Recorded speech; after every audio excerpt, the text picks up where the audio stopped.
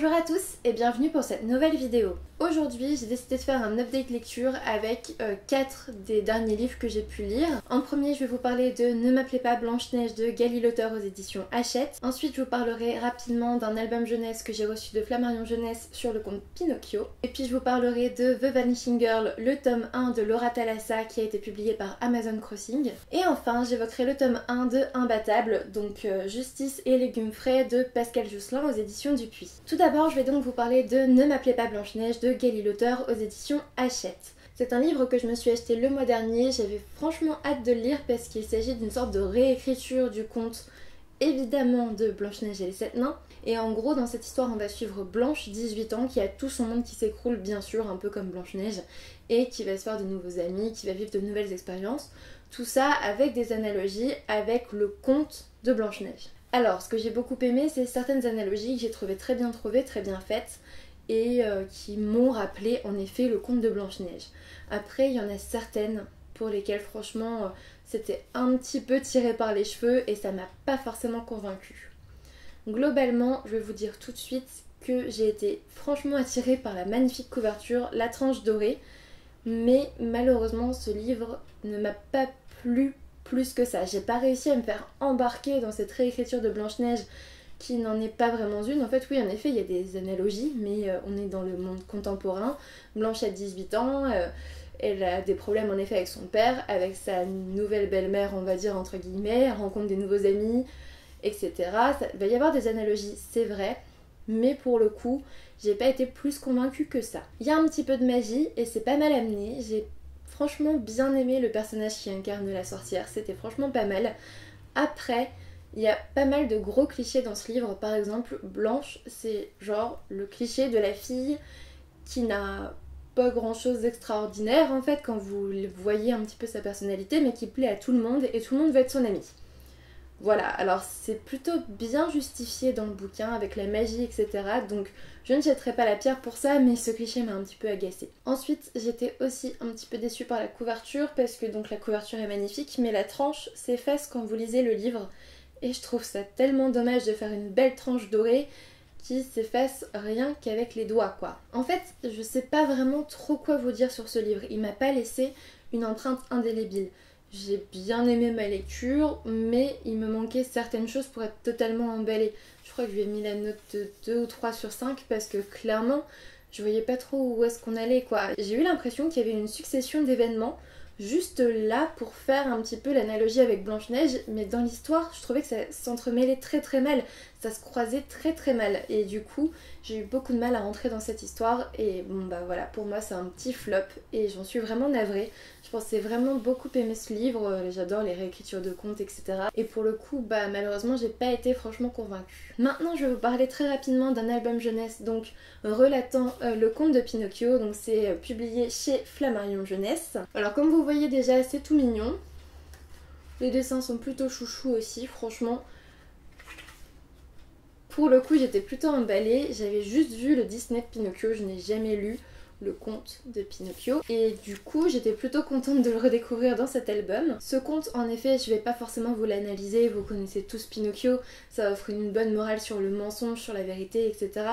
Et sur ce coup-là, c'est plutôt bien mis en avant. J'ai trouvé qu'il y avait quand même pas mal de texte entre les images et vu que cet album est à lire à partir de 5 ans je crois, je pense que ça peut faire une très belle histoire du soir. En tout cas, si vous n'avez toujours pas acheté le conte de Pinocchio à vos petits bouts de chou, je vous conseille vraiment cet album jeunesse qui saura les enchanter, que ça soit au niveau du conte en lui-même ou au niveau des images. Ensuite, je vais vous parler de The Vanishing Girl, le tome 1 de Laura Thalassa, publié par Amazon Crossing, que je remercie pour l'envoi de cet e-book. Alors, j'ai pas eu un coup de cœur pour ce livre, mais clairement c'était une très bonne lecture. J'ai trouvé le concept assez novateur. Dans cette histoire, on va suivre la jeune Amber qui s'est aperçue que depuis le début de sa puberté, en fait, dès qu'elle commençait à dormir, après juste le moment de l'endormissement, elle se retrouvait dans un nouveau lieu avec de nouveaux habits, de nouvelles choses et des choses qu'elle connaissait pas forcément. Et ça, c'était assez intéressant et en fait, elle a découvert qu'elle pouvait se téléporter pendant 10 minutes juste au début de son sommeil et après elle revient toute nue dans son lit. Le problème, c'est que en fait elle va découvrir qu'elle fait partie d'un programme créé par le gouvernement et le gouvernement va venir la chercher dans sa famille et la mettre dans un genre de centre d'entraînement un peu militaire, un peu chaud quoi, et tout ça pour qu'elle puisse faire des missions par la suite pour le gouvernement. Je ne vous spoile rien du tout, c'est vraiment le résumé de l'histoire et pour le coup j'ai beaucoup aimé cette histoire, j'ai adoré le pouvoir de se téléporter mais en même temps elle ne le contrôle pas.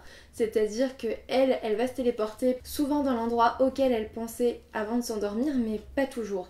Et elle va avoir des tenues qu'elle n'a pas forcément demandées, elle va avoir plein de choses dans ses poches etc.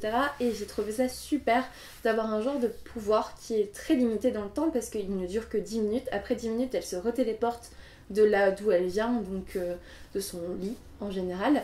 Et elle ne le contrôle pas parce que elle va pas forcément là où elle veut avec les gens qu'elle veut. Parfois elle ne connaît absolument pas les gens qui sont dans le lieu où elle atterrit et voilà, il faut faire avec, elle est là pour 10 minutes quoi. J'ai trouvé que c'était un très bon livre, pour le coup j'ai été totalement happée par l'histoire. J'étais en train de lire 2 livres en même temps et c'est celui-là que j'ai choisi de finir en premier, quitte à mettre l'autre totalement de côté en fait. Il y a aussi une petite romance dans ce livre, étant donné que celui qui vient la chercher pour la ramener au centre d'entraînement du gouvernement, c'est Kaden. Kaden, c'est un petit peu le cliché du mec parfait. Il est beau, il est intelligent, il est plutôt sympa, il a un super pouvoir, il sait tout faire. Il est un peu parfait quoi. Après il est un petit peu embrigadé etc. Mais il est quand même vachement cool et vachement sexy le Kaden. En tout cas je ne vous en dirai pas plus. Pour moi ça a été une très bonne lecture et je vous la recommande chaudement. J'ai vraiment hâte que le tome 2 soit lui aussi disponible en e-book sur Amazon Crossing parce qu'en fait il est disponible en VO et on termine le tome 1 sur un cliffhanger. Sérieusement il me faut le tome 2 quoi. C'est chaud de finir sur un cliffhanger pareil sans avoir le tome 2. Enfin, je vais vous parler du tome 1 de la bande dessinée Imbattable, donc Justice et légumes frais de Pascal Jousselin aux éditions Dupuis. Donc déjà, je remercie les éditions Dupuis pour l'envoi de cette BD.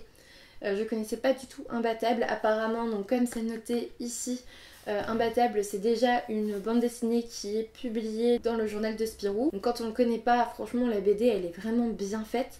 Ce qui est super bien avec ce héros, c'est qu'il arrive à se déplacer de case en case, mais pas forcément horizontalement. Il va aussi faire verticalement. Ce qui fait que, en gros, quand vous lisez la bande dessinée, il faut non seulement lire horizontalement, mais aussi verticalement, bref, avoir une vision d'ensemble de la BD pour arriver à suivre. Et j'ai trouvé ça franchement pas mal. Là déjà, en 4ème de couverture, on a un petit exemple, par exemple là, on voit bien qu'il est en train de brûler les fesses du savant qui est à côté, donc dans la case d'à côté. Et donc voilà, ça donne déjà un petit aperçu. Au niveau des dessins, je vous montre un petit peu ce que ça donne. Personnellement, j'ai trouvé ça plutôt chouette. J'ai adoré le concept et surtout, alors fermez les yeux si vous voulez aucun spoiler sur la BD. Je vous raconte pas l'histoire, mais ce qui m'a vraiment surprise de malade, c'est ça.